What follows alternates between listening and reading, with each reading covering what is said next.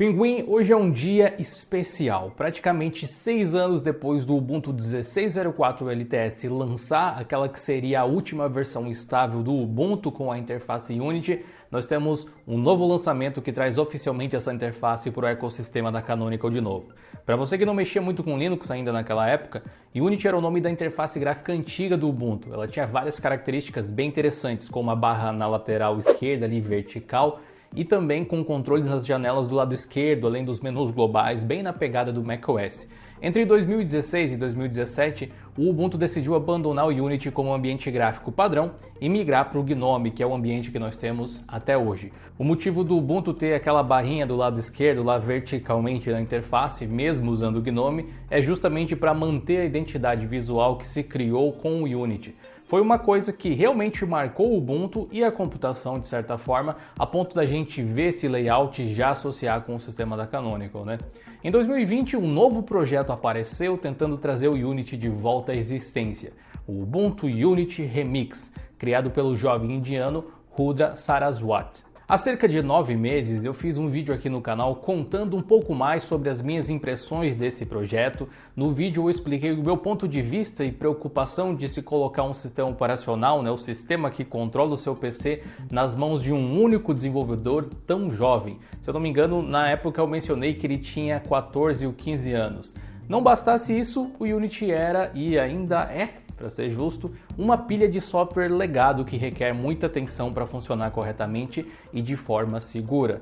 Porém, muita coisa aconteceu nesses últimos 9 meses. Mais gente com experiência entrou no projeto do Ubuntu Unity Remix e agora ele passou a ser uma flavor oficial do Ubuntu a partir dessa edição 22.10, passando a ser chamado só de Ubuntu Unity, assim como vários outros que a gente tem. O Rudra, o desenvolvedor, até fez um post no blog do Ubuntu Unity comentando sobre isso. Olha só, eu tinha 10 anos de idade quando lancei o primeiro beta do Ubuntu Unity em maio de 2020 e hoje, quase 2 anos depois, ele é uma flavor oficial do Ubuntu. Ele era bem mais jovem do que eu tinha falado. Muito louco você pensar que quem usou o Ubuntu Unity lá no começo estava usando um sistema criado por um guri de 10 anos, né? Se bobear com 10 anos eu estava comendo terra ainda. Que coisa incrível.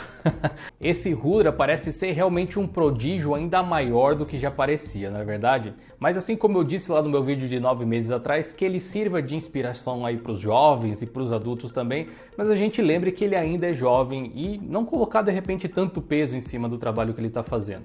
Enquanto o time principal do Ubuntu Unity parece ser o mesmo, inclusive de meses atrás, considerando os dados lá do site pelo menos, se tornar uma flavor oficial do Ubuntu faz com que o Ubuntu Unity receba a supervisão de várias outras pessoas experientes da própria Canonical. Isso pode não só ajudar o projeto a ser mais consistente e seguro para todos os usuários, como vai ajudar a dar experiência ainda mais rápido para esses jovens desenvolvedores, algo que é simplesmente excelente. Na época que eu testei o sistema, ele ainda tinha vários bugs, mas era uma versão meio que beta ainda, né? Agora eu tenho aqui no meu pendrive a primeira versão estável do Ubuntu Unity como flavor oficial. E eu ainda não conferi ela direito, mas eu vou fazer isso junto com vocês agora mesmo. Eu acabei de instalar o Ubuntu Unity aqui no laptop, o processo de instalação é igualzinho do Ubuntu normal, então não tem nem muito o que mostrar. Eu só instalei alguns programas aqui, tipo o próprio OBS, para poder gravar a tela para vocês, e também instalei alguns outros softwares, tipo o Steam, para poder fazer os benchmarks e tal, que daqui a pouco eu mostro para vocês também. Mas logo de cara a gente consegue ver a identidade criada no entorno dessa versão Unity, que não usa o laranja lá que o Ubuntu costumava utilizar na época que utilizava o Unity por padrão, mas usa esse roxo, né, digamos assim, que eu gosto muito, que é as cores que a gente usa aqui, de certa forma, eu gosto bastante desse visual, então sou meio vendido nesse ponto. E eu sou um grande fã do Unity, eu gostava muito de utilizar essa interface e tal. Para quem não conhece, basicamente assim, a gente tem essa barra aqui na lateral, que ela funciona de uma forma semelhante à dock do macOS, só que ela não fica embaixo, quer dizer, ela até consegue ficar embaixo hoje em dia, mas ela não fica reduzida, né? Ela sempre vai ir de fora a fora aqui na janela. E aqui, se eu não me engano, no início tinha um gestor de arquivos. Eles estão utilizando o Nemo, que é o mesmo gestor de arquivos lá do Linux Mint, inclusive. Aqui tem um laranja, que eu não sei se é intencional deixar esses laranjas, assim como tem uns laranjas aqui. Talvez fosse o caso de deixar roxo também, né, de toda forma. Mas eu lembro que tinha um bug na versão que eu tinha testado há algum tempo atrás, que as janelas aqui ficavam com os controles dobrados, tinha dois ícones de maximizar, dois ícones de fechar e tal. Agora eles consertaram isso. O Unity também tem os menus globais, igual o Mac, então quando você tem uma janela em primeiro plano, é só você levar o mouse para cima que os menus dessa janela vão aparecer aqui. Então, ó, uma nova aba, vai abrir uma nova aba aqui. Se eu trocar o aplicativo que fica em primeiro plano, tipo abrir as configurações do sistema, vai ter os menus desse aplicativo aqui em cima. Então, uma coisa que algumas pessoas adoravam, né? Outras pessoas não curtiam muito. Eu até achava bacana, mas não acho indispensável. Existem formas e formas de você, sei lá, tornar o seu software produtivo. Essa é uma abordagem. Clicando com o botão direito sobre um desses aplicativos, a gente tem os menus de contextos na dock, o que eu achava legal. Aqui a gente tem atalhos para computador, ó. Então ele abre aqui direto o computador, ou para lixeira, inclusive, aqui embaixo. A lixeira, inclusive, está aqui embaixo também, ó, se a gente clicar nela. E eu lembro que no Unity normal ele tinha atalho também para documentos, músicas, imagens, quando você clicava com o botão direito aqui. Então, isso era interessante. Se eu não me engano, tecla Super e S abria as múltiplas áreas de trabalho, alguma coisa assim. Acho que não está funcionando desse jeito. Mas vamos tentar achar aqui. Se eu segurar apertado a tecla Super, ele me mostra os atalhos. Vamos ver. Aplicativos, 1 ao 9, Super T, abre a lixeira. Tem o HUD também, que é uma coisa legal. HUD é quando você pressiona o Alt e aí você pode digitar um comando que você queira pesquisar no menu dos aplicativos. O Ubuntu Mate tem isso também, é bem interessante. Digamos aqui que eu queira procurar a opção de editar marcadores, mas eu não saiba onde é que está. Basta eu pressionar Alt e escrever marcadores, por exemplo, e ele vai me mostrar todas as opções que tem, incluindo a opção de editar os marcadores. O HUD realmente é bem legal. Então, Super W para todas as janelas. Ou seja, aqui espalha as janelas. Legal. Dá para alternar entre os aplicativos aqui segurando a tecla do Windows e Tab. Alt Tab também funciona, mas ele funciona desse jeito aqui. Vamos ver o que a gente tem. Clicando com o botão direito em personalizar. São configurações do Nemo aqui no caso. Mas esse painel de configuração aqui, também parecido com o antigo da Apple, né, espalhado desse jeito. Não era falado muito na época, mas o Ubuntu Unity tinha muita inspiração no macOS, sem dúvida nenhuma, né?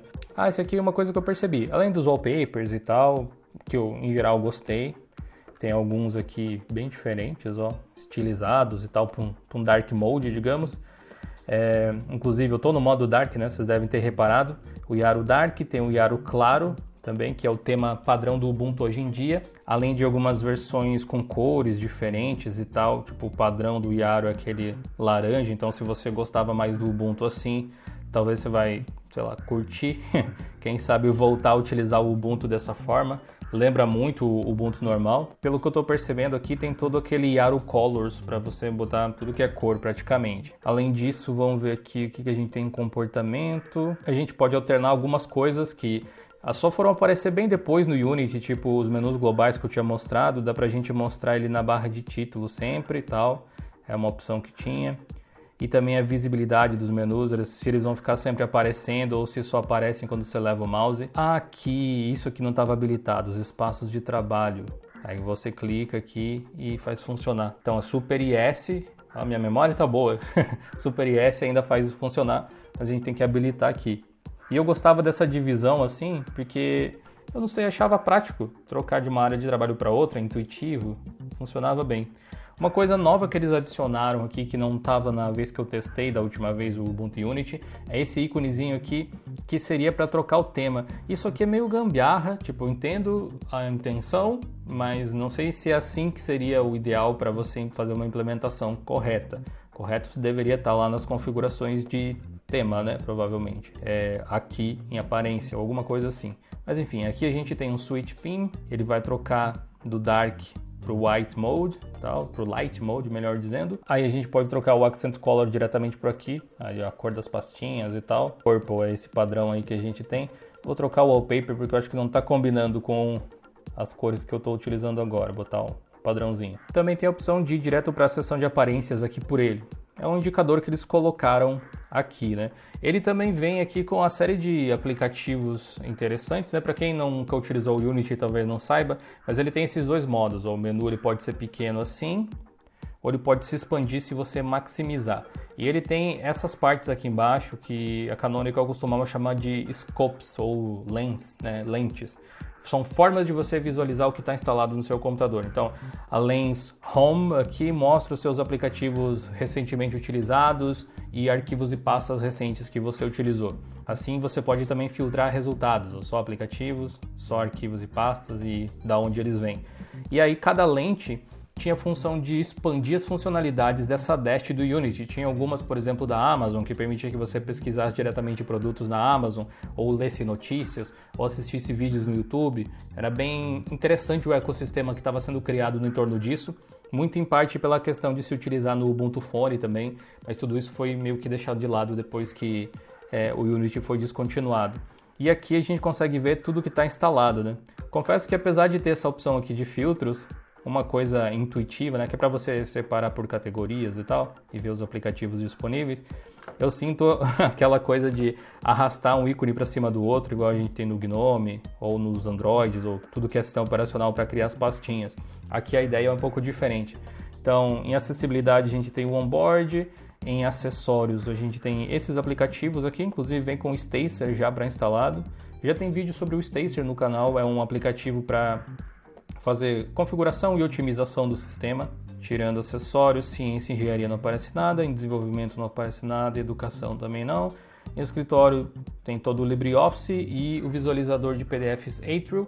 Inclusive o Ubuntu Unity acabou herdando alguns aplicativos que nasceram para outros forks de interfaces Gnome. O Atrial mesmo é do Mate. O gestor de arquivos Nemo é do Cinnamon. Então as coisas elas foram mudando, né? Originalmente o Unity ele dependia muito mais do Gnome do que hoje em dia. As coisas tiveram que mudar, o Gnome tomou outras formas que já não encaixam mais também aqui. Em fontes não tem nada, em gráficos tem algumas coisas repetidas aqui, mas tem o aplicativo de escanear documentos, de pesquisar por foto, de gerenciar fotos, de visualizar imagem também. Temos o Firefox como navegador padrão e o Thunderbird, legal. Em jogos tem alguns joguinhos que vêm pré-instalados aqui, alguns eu instalei, né, por causa da Steam. A Steam não vem pré-instalada, tá? Fui eu que coloquei. Em mídia, o OBS não vem pré-instalado, eu instalei só para gravar isso que você está vendo agora. O Tease, o VLC e o Rhythmbox, acho que era também o set de aplicações que via na época, se eu não me engano. Em personalização, ele filtra meio que tudo aqui quase. Plugins do painel são os que a gente tem, então dá para rodar alguns comandos ali também, no próprio dashboard. E em sistema a gente tem aqui alguns aplicativos de atualização e tal. Uma coisa que é notável é que não tem uma loja de aplicativos, não tem a Gnome Software aqui, apesar de ter suporte a Snap, mas tem o Synaptic para gerenciar pacotes, por exemplo, e tem o GDEB também, pelo que eu vi aqui. Exato. Então, por enquanto, ele não tem uma interface bonitinha para você gerenciar pacotes, a menos que você considere o Synaptic bonitinho. Porém, ele vem com snaps, por exemplo, pré-instalados, assim como o próprio Ubuntu, o que inclui aqui, no caso, o Firefox. Esse Firefox aqui é um Firefox sem snap, como você pode ver. Está abrindo bem rapidinho, né? Aqui a gente pode, talvez, acessar o blog do Ubuntu Unity. Aqui a gente tem o lançamento, né, as últimas postagens que foram feitas. Eu vou dar uma olhada nesse post aqui de lançamento. O que mudou especificamente, né? Essa aqui é a primeira versão, então as novas mudanças é esse toggle do painel superior aqui para mudar entre o modo Dark Light e também os Accent Colors e tal que a gente viu. Também está trocando alguns aplicativos que utilizariam o Liba do Wayta, que não vão fazer o tema encaixar muito bem por algumas alternativas vindas do Mate. Caso que a gente viu lá do Atrial, por exemplo. E aparentemente a ISO aqui está um pouco menor também, mas se eu bem me lembro, ela não era tão maior do que isso, digo. Acho que eram uns 2.9, 3 GB, 3.2, tá bom. Se 3.2 até que é bastante reduzido, né? Mas realmente não lembro quanto era. 2.8 tá de bom tamanho para os dias de hoje. E também o uso de RAM parece que diminuiu significativamente aqui, no entorno dos 650 megabytes quando está descansado, né? Sem nada rodando. Por curiosidade, quando está rodando agora? Tem navegador, tem um monte de coisa aberta, né? Mas 1.8 e tal. Curiosamente, o Unity era considerado pesado na época, sabe? Ele era considerado um ambiente não muito leve, que você não deveria usar se o seu PC fosse fraco. Hoje em dia é capaz de ser o contrário, né? Vamos instalar o NeoFet aqui. Tá aí, ó, tem 7 snaps, um pouco mais de 2.000 pacotes, kernel 5.19. Mas tem atualização, né? Provavelmente. Eu acho que o Ubuntu 22.10 já está com o kernel 6, se eu não me engano. Inclusive, para atualização, ele ainda tem aquele atualizador de programas aqui, tradicional do Ubuntu, que verifica pelos softwares, que verifica pelos snaps também. Deixa eu ver o que mais tem aqui.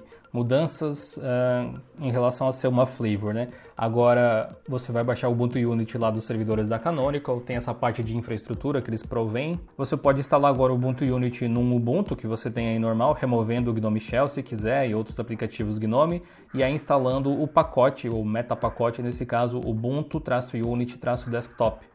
Antes a gente utilizava o Unity Session, ele estava lá ainda, então, só que agora existe um metapacote que vai tentar, digamos assim, deixar o seu Ubuntu com essa cara do Ubuntu Unity sem você precisar fazer a instalação. Interessante, né? Isso é uma das consequências de você ser uma flavor oficial. Os pacotes que você usa estão no repositório padrão, né? Inclusive aqui no caso estão no repositório Universe mais especificamente.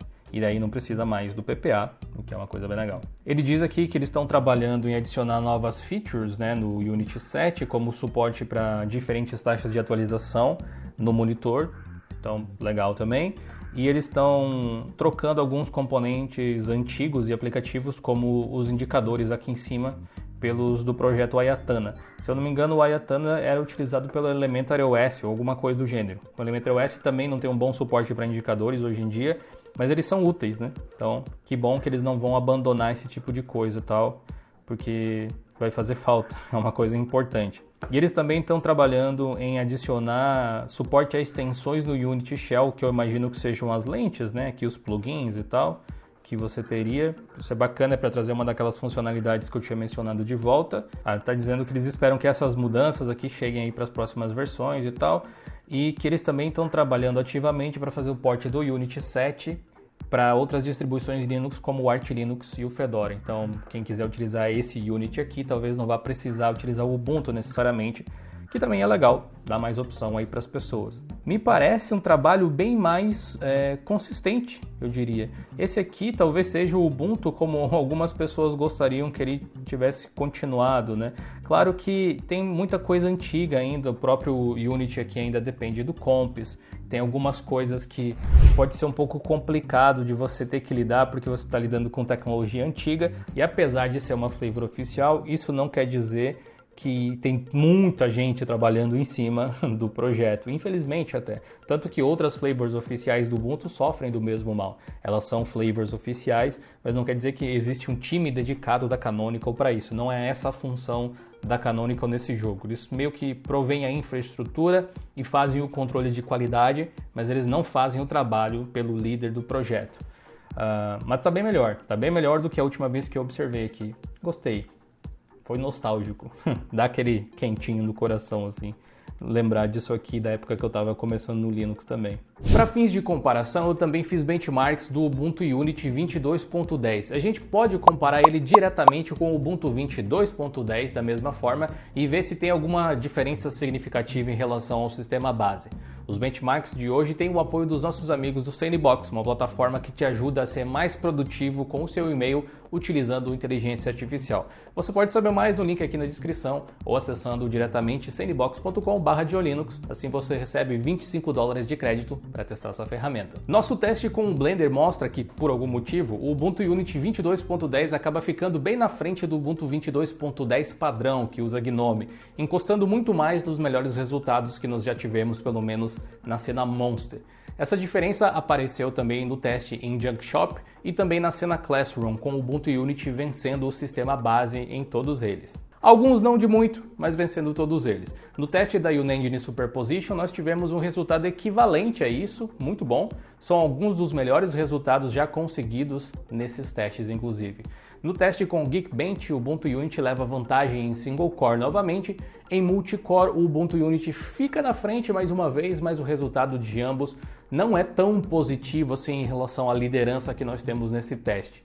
No WebBaseMark, com Firefox em Snap, Na mesma versão, em ambos os sistemas, nós temos a liderança dividida justamente entre o Ubuntu Unity e o Ubuntu padrão, sendo que mais uma vez o Ubuntu Unity ficou na frente. Bem curioso. Até agora o Ubuntu Unity vem fazendo bonito, né? Mas será que em games a performance é tão boa quanto?